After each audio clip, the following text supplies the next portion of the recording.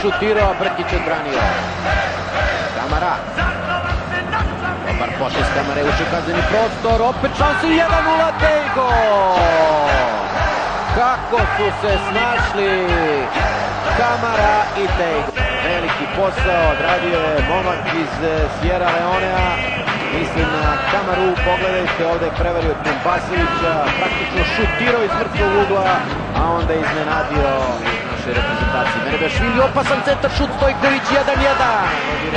Romić prema Tejgu, okrenuo je Tejgo i onda pao, a sudija Veselinović pokazuje na dnevnu tačku. Sačekao i sa izmenom Stanojević. Mojsov također dobio žuti karton. 5 igrač Vojvodine sa žutim kartonom. Šutira Vukić i 2:1 za crno-bele. 2:1 za crno-bele. Skače Tejgo pored out linije. Više ga ne voli noga. Zvonimir Vukić postiže pogodak za vodstvo Partizana od 2:1, a dugo će se pričati o dosuđenom 11-tercu za fudbalere Partizana. Vrlo sigurno je šutirao Vukić, kada je također prije postigao Mojsov.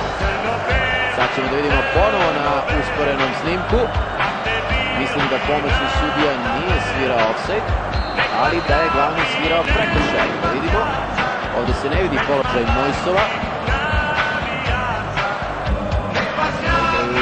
Onda je zaista to treba jasno da kažu i utakmica je gotova. Utakmica je gotova, sačekao je Veselinović 15 minuta po pravilima i odsvirao kraj utakmice, a fudbaleri Partizana idu na južnu tribinu kako bi proslavili osvajanje kupa.